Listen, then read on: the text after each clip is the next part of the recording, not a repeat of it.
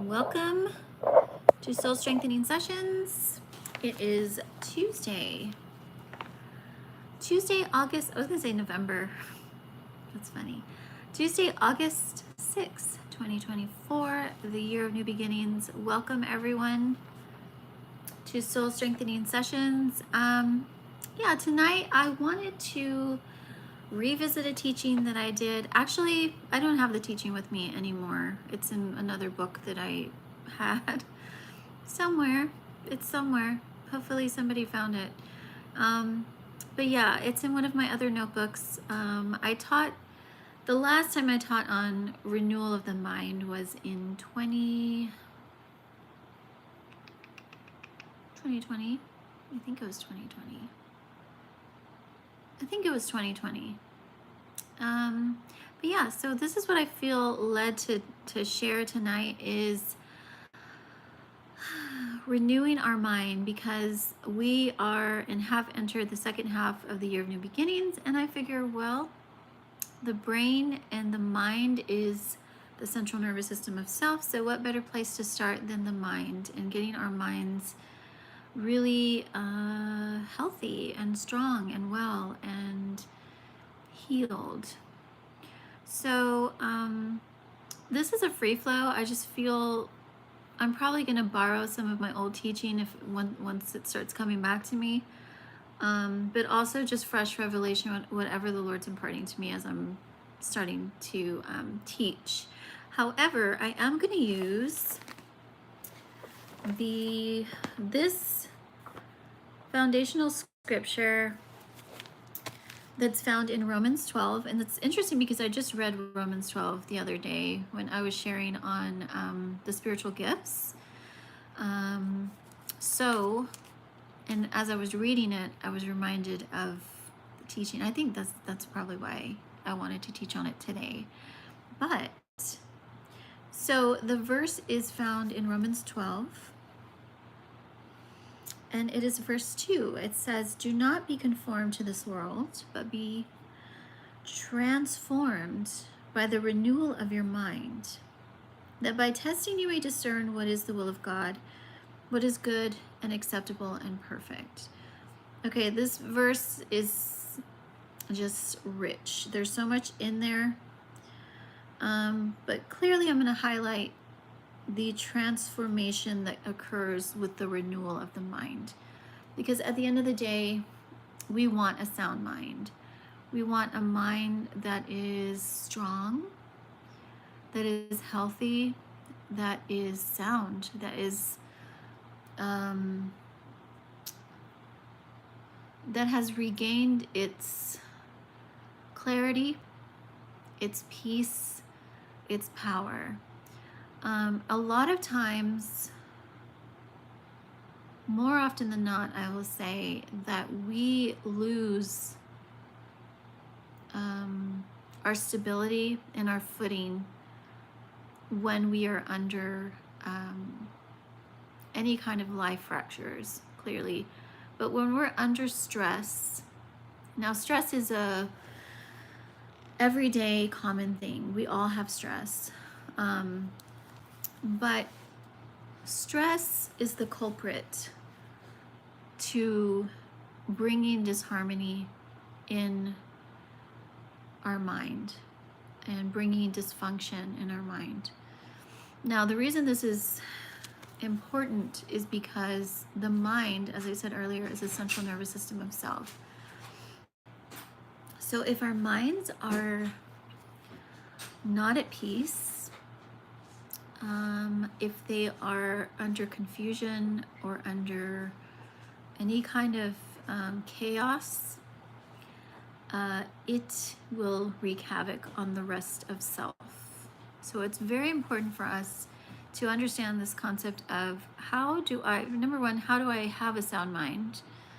And how do I get to this place? How do I get to a place where no matter what I'm going through, I still have a foundation that I go to when everything is too much for me? And we can have that. This is actually something that God gives us by His Spirit. We have peace. of mind. So let's go over this real quick again. Do not be conformed to this world, but be transformed by the renewal of your mind, that by testing you may discern what is the will of God, what is good and acceptable and perfect. So, renewal, let's look at that word. So, that word literally means a constant state of being new. Okay? So, it's essentially your mind, because we're talking about the mind, is being made new constantly. Okay? Now, in this renewal of the mind, we are also being transformed in our inner self and in our physical self. So it's a beautiful domino effect from the mind to the heart to the body. But how do we get there? How do we start? First of all, I need to know that I have, as I shared, I think I shared this recently actually, but I have actually 4 parts of my mind. I have the spiritual part of my mind that is connected to spirit. Okay?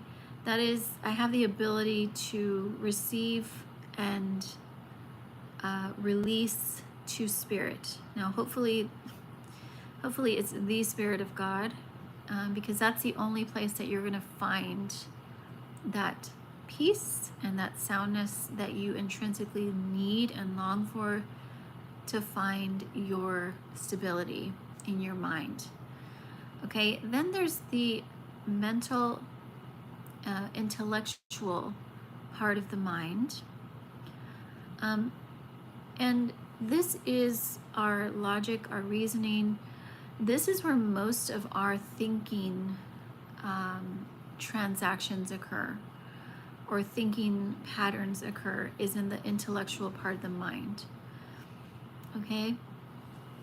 And I will venture to say that this is probably where we have the most trouble and wrestle, is in the intellectual part of the mind, because the intellectual part of the mind is connected also to memories and, things that we've assimilated into self, things that we've assimilated into our belief systems, which obviously connects to the spiritual part of the mind. But this is where a lot of us, especially those of us that are thinkers, I share this with my art and music community, but for those of us that are more cerebral, we tend to camp in the intellectual part of the mind. Okay? This is why sometimes it's hard for us to hear the voice of God, because we're stuck in the logic realm of the mind. And it is an important part of the mind, obviously, because it is where we make choices and decisions from. So the health of that intellectual part of the mind is paramount. Then we have the emotional mental connection. So this is the part of my mind that's connected to my emotional realm, how I feel, which obviously stems from the heart. And this is another area that we can really get bogged down with life. For those of us that are feelers, I'm a feeler. By the way, these are just terms that I made up. I don't know that they're psychological terms. But thinkers are people that really process life through the mind, and feelers are those of us that process life mostly through the heart. Okay? So mental emotional realm, if I'm a feeler, it might actually be opposite for you, if you're a feeler, where you tend to kind of camp in your feelings and make mental decisions based on how you feel. Now, all of this is important for you to understand for yourself, because you can't conquer what you don't have territory over. This is why I'm here. This is why we're learning this. So again, spiritual part of the mind, intellectual part of the mind, emotional part of the mind, and then there's the obvious physical part of the mind, which is the brain. The brain is very, very, very intelligent. It is like a sponge. It records everything. It never sleeps. In fact,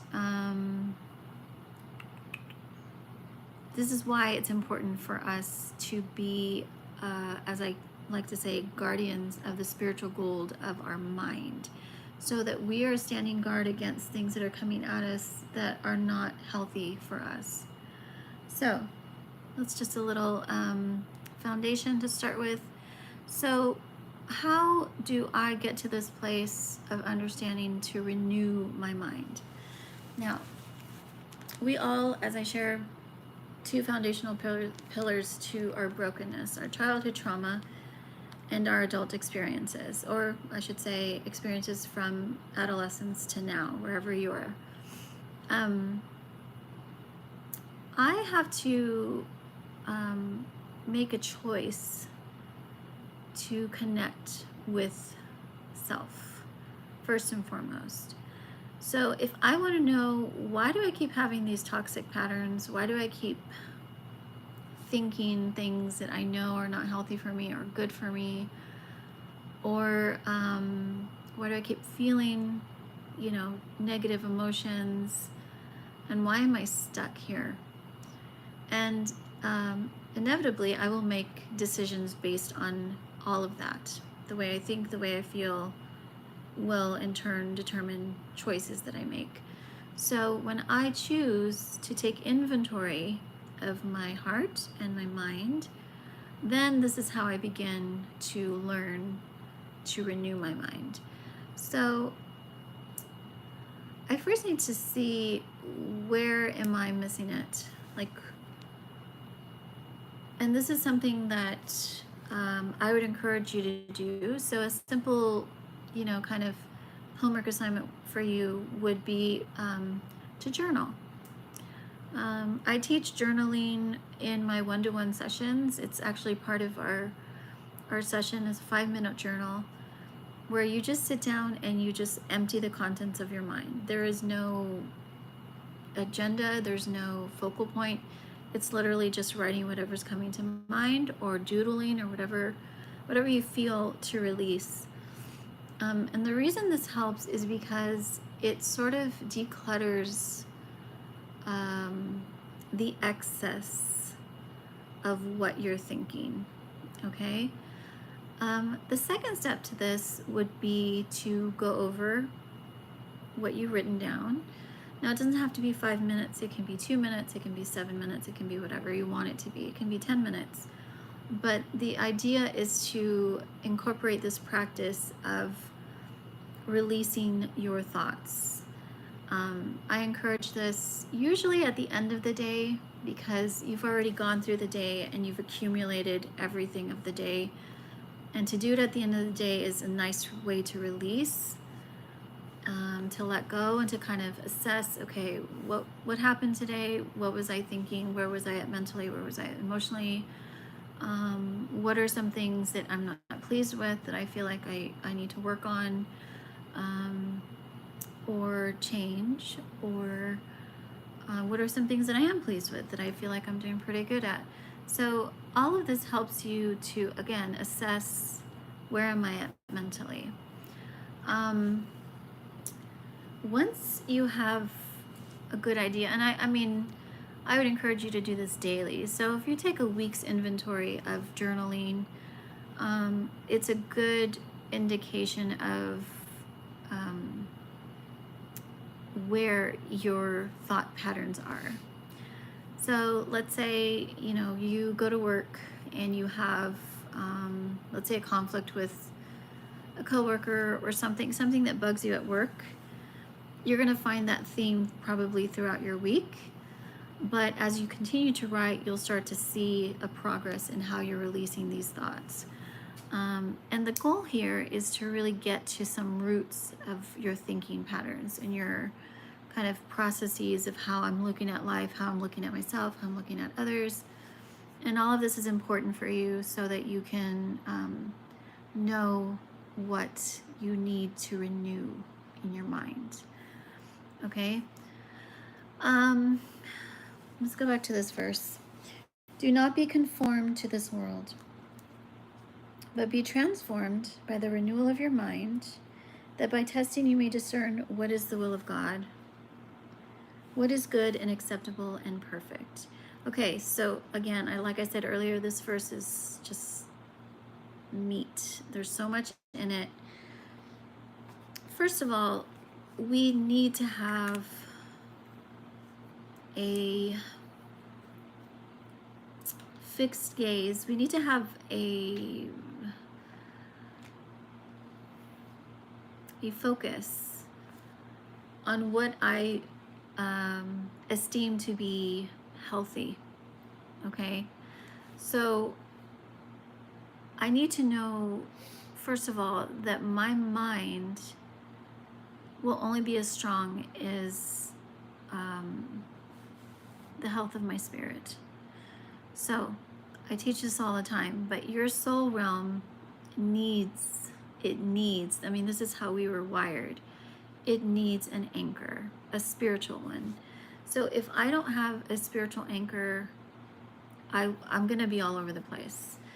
My mind it has no direction. It's just going to be just influenced by every which way and everything that's coming at me. So I need to have a spiritual foundation to my thinking. I need to know what my values are. I need to know what my beliefs are. And I need to know what truth is. I need to know what love is. I need to know what these essential, like, spiritual attributes and characteristics that actually we all have inherently. But I need to have that foundation so that I can set my mind on that foundation. If that makes sense. And again, it helps me have balance, helps me understand, okay, do I want to receive? Because here's the other thing, is that we're constantly, I say this all the time, but we're constantly bombarded. And the more we allow ourselves to be, the more we're going to be bombarded. So now, everybody's different. I mean, some people have the TV on all day long, and so there's always stuff coming at us. There's always messages, commercials, previews, whatever it is. And if we don't take deliberate choices to turn it off, then it's just coming at us, okay? The same thing with our phones. We have the ability to put our phones down. But if we're on autopilot and we're not thinking about it, we'll be on our phones and just scrolling or whatever it is, watching this, that, and the other. And if I'm not present in mindfulness, a lot of people, use the term mindfulness or awareness. That is to say, I'm postured to, like, be on guard, that I'm in my present self and I know what I'm receiving. And I'm filtering, even subconsciously I'm filtering, okay, no, yes, no, yes, no, yes. This is mine, this is not mine. But if I'm not, if I'm on autopilot, then my brain is just absorbing whatever is coming at me, and I'm almost like a zombie, just receiving it, not even understanding that that I'm receiving it as information. But we have the power, we have the ability, and we have the free will to choose what I'm believing is true and what I'm dismissing as deception. Now, this is how you begin to take authority over your mind, over your thoughts, and over your belief system, okay? So again, some of our thought patterns are inherent by our generational lineage. So let's say, and we all have this, by the way. Everybody has their own, family strongholds. Um, Again, if I don't recognize unhealthy patterns in my family, I will just instinctively carry it with me into my family. But there comes a time where you have to acknowledge, yes, this is how I want to, and there's good things too. I'm not saying, all families have everything. So, but you have the choice to renew the mind when it comes to those patterns or those cycles that we inherit. Okay, so with renewal comes the transformation, which is something that everybody always aspires, especially during the new year. I want this year to be new. I want to think new. I want to feel new. I want to do new. Now, new does not come without change. So for my mind to be ready to receive, I was going to say recipient, I need to be ready to let go of the old. Again, I think I have a teaching on this, exchanging the divine exchange. I need to let go of old thought patterns and old cycles so that I can be postured to receive the new thought patterns, the new cycles. And again, it comes with practice. It comes with diligence. It comes with patience. It's like, a new exercise routine or a new hobby that you're learning. You have to give it time, and you have to continue until you assimilate it as part of your knowledge, as part of your new self. Okay, so we're at 22 minutes. That by testing you may discern what is the will of God and what is good and acceptable and perfect. So God's will for us is good, acceptable, and perfect. Okay, He has a divine plan for all of us, and we get to choose if we want that or not. This is one of the things that amazes me about God, is we have free will. He doesn't force Himself on us. He doesn't make us do anything. He just gently guides us to Himself in the hopes that we say yes to something better than we can try and do by ourselves. So in the same way, like when it comes to how do I renew my mind, I can't do it by myself. My mind needs that anchor. My mind needs a spiritual foundation to help me understand. So let's get into some practical things. So let's say you grew up with a very critical parent. It doesn't matter, mom or dad. Actually, it does. If I were to get into like some more deep teaching, but because our fathers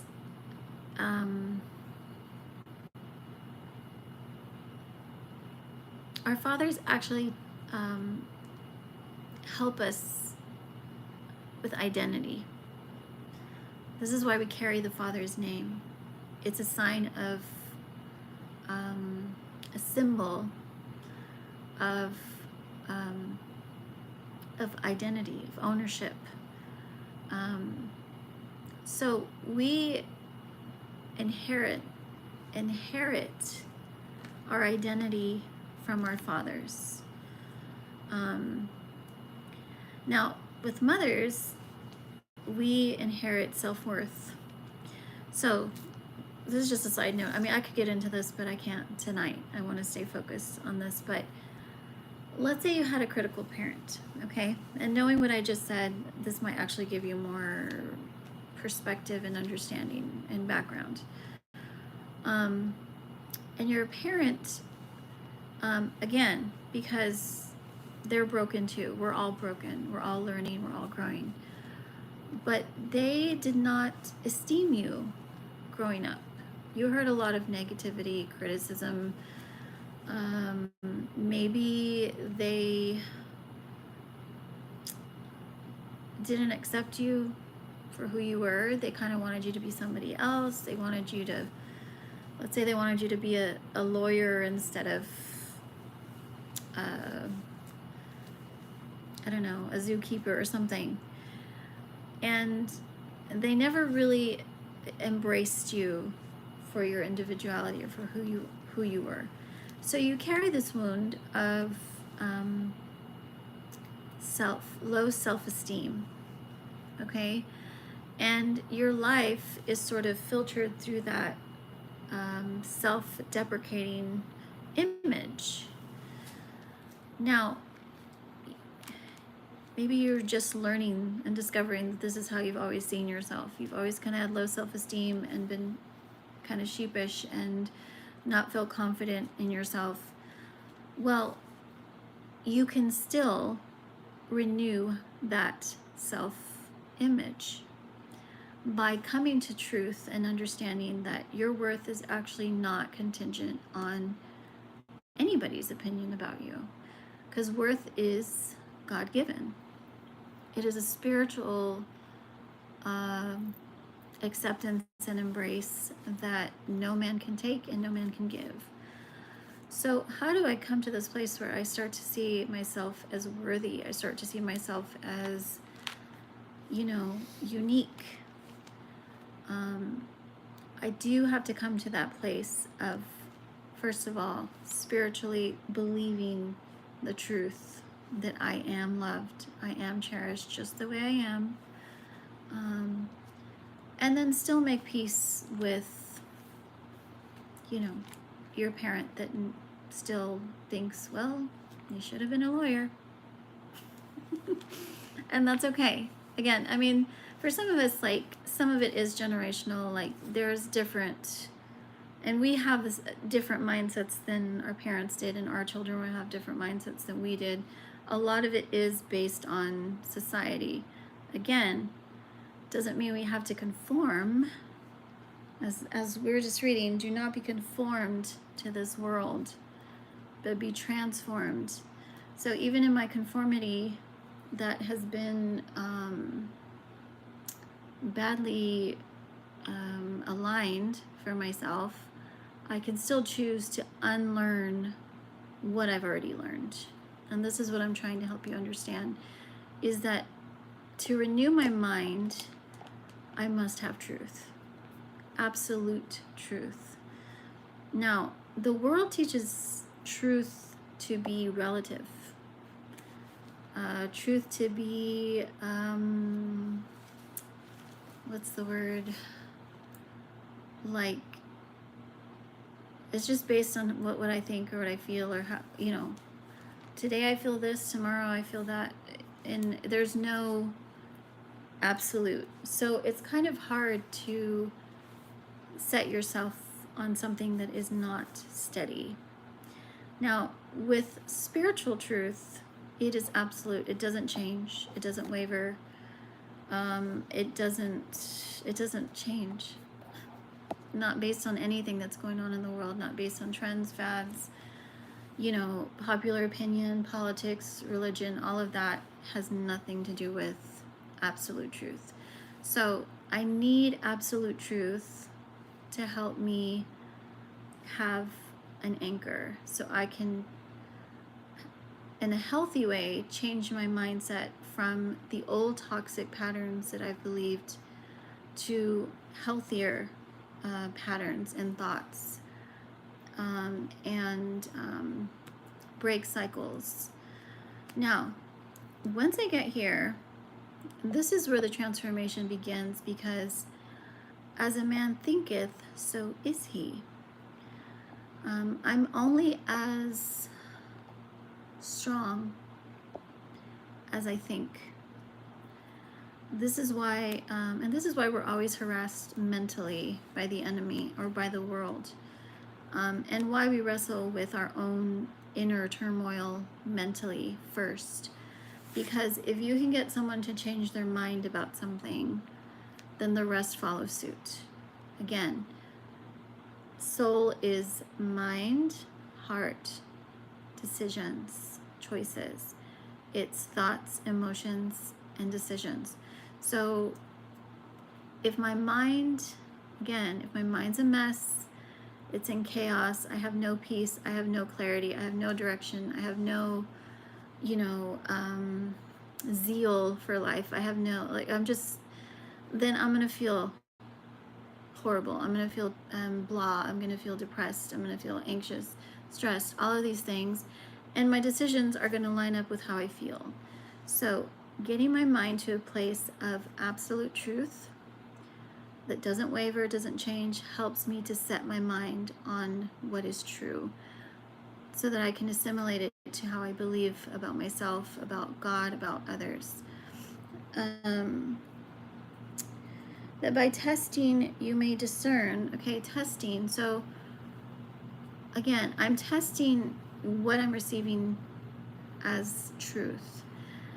Again, information's always coming at me. I'm testing, what is this? Do I want to receive this as truth? Do I believe this, or do I not? Now, in this day and age, we can't really control a lot of what we're seeing and what we're experiencing, because again, everything's going crazy. But if I have that solid foundation in my thinking, if I have a sound mind, if I have a good hold on my mental health, and I'm sort of incorporating practices or I'm trying to think, I'm sorry, I'm getting tired. Practices or routines that help me to stay in a place of soundness. Again, I think I shared this recently, but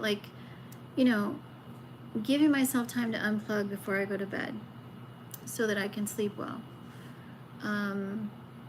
Giving myself time limits. If I'm somebody who's always on my phone, and for some of us, some people work through their phone or on a computer or something, so you're always in front of the screen. But even so, you can still give yourself those blocks of time that this is what I'm doing now. That's another thing that comes with our minds not being centered and sound, is becoming victims of your own anxiety and not having any kind of structure. You're just sort of at the mercy of your chaos that's going on. So how do I stop this? I need to be deliberate with my time, and I need to be cognizant of what I'm giving my mind over to and what I'm allowing to come into my mind to guide me throughout the day. This is why prayer is important, to start your day, to get yourself centered for the day, because we're always going to have stuff coming at us. And this is why it's important also to know what those things are for you, to help you get grounded again when you do lose your footing, because we're going to have bad days. We're going to have days that we don't feel like doing the right thing, or we don't feel like staying the course, or whatever it is. So yeah, testing you may discern. So what is discernment? It is literally spiritual guidance to help you go on the path you're supposed to go. What the will of God is: good, acceptable, and perfect. So renewal of the mind, this is something that is a constant process. And really, it's interesting because I feel like the mind, it's always going, so it always has the potential to change course if we allow it to, if we guide it to. So what are some of the things that maybe you can sit down with yourself and start assessing? What are these thought patterns that I have that or maybe you don't even know what they are. But for those of you that do know, maybe you can take some time this week until we meet again next week and think about what are some hindrances for you to have a sound mind, for you to have peace, which, by the way, peace is spiritual. We're not going to find it in this world, and we're not going to find it in people. And I think that's something that is a constant desire, that we want peace. I want to feel at peace. Peace comes from God because it's spiritual.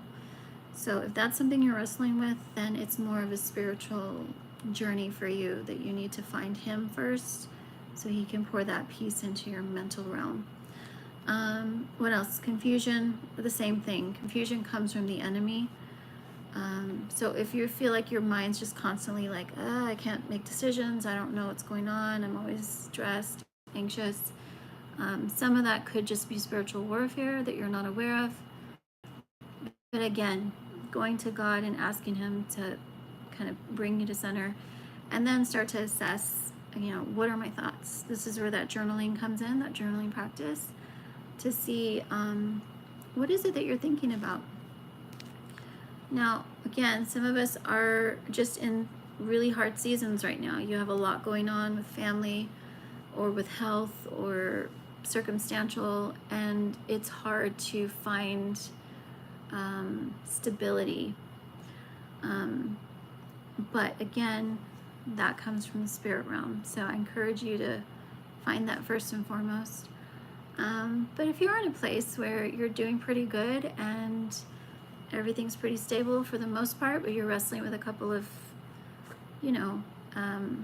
issues or whatever, then it might be easier for you to just take some time and, write those thoughts out and see what comes out, and then revisit it. Let's say on Sunday, let's say you start journaling Monday. Actually, we're at Tuesday, but if you wanted to start next week, start journaling Monday, Tuesday, Wednesday, all the way through to the end of the week, and then just kind of look back and see, okay, what was I writing about Monday? And then start looking at those patterns to understand, where does my mind go? What do I tend to focus on and dwell on and think about? And then you can begin to renew. And I would also encourage you to, as you're doing that, maybe write